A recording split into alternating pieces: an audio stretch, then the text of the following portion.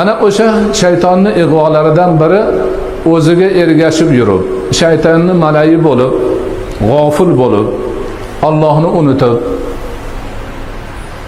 shariatni unutib, ibodatni unutib yurib, shahvatiga berilib yurganlardan birortasi tavba qilib, Allohning yo'liga burilsa, g'aflatidan ko'zi ochilib uyg'onsa, shahvatini tark qilish payidan bo'ladigan bo'lsa, shayton unga alohida ig'vo qiladi.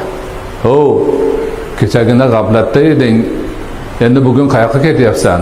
Bo'lar ish bo'lgan. Uringaning hammasi behuda. Yo'q narsaga urinmaginda, mana shu boridan bu dunyoda bo'lsa ham foydalanib qolgin. Shahvatingni qayoqqa yo'qotasan? O'rganib ketding. Butun bosh iymon sho'ng'ib ketgansan bunga.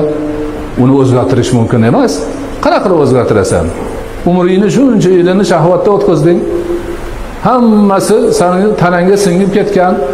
Endi bugun kelib bir og'iz tavba qildim degan so'z bilan qutulib qolaman deyapsanmi? deb ig'vo qiladi. Ana o'sha g'ofil yurganlar. G'ofil degani eng muhim narsani unutib qo'ygan degani. Shariatga yurmagan, ibodatda yurmaganlarni g'ofil banda deydi. Chunki Allohni unutib qo'ygan u. Shariatni unutib qo'ygan. O'zini bandaligini unutib qo'ygan. Ibodat qilishligini unutib qo'ygan. Bu dunyoda yaxshilik qilib yashash kerakligini unutib qo'ygan odamlarni g'ofil deydi. Hamma yaxshilikni unutgan. İnsanlarga yaxshilik qilishni unutgan.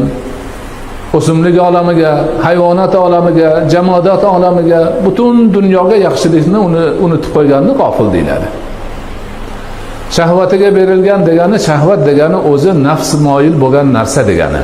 Ya'ni havoyi nafs, insonni hayvoniy nafsi demak intilib turgan narsani shahvat deyiladi.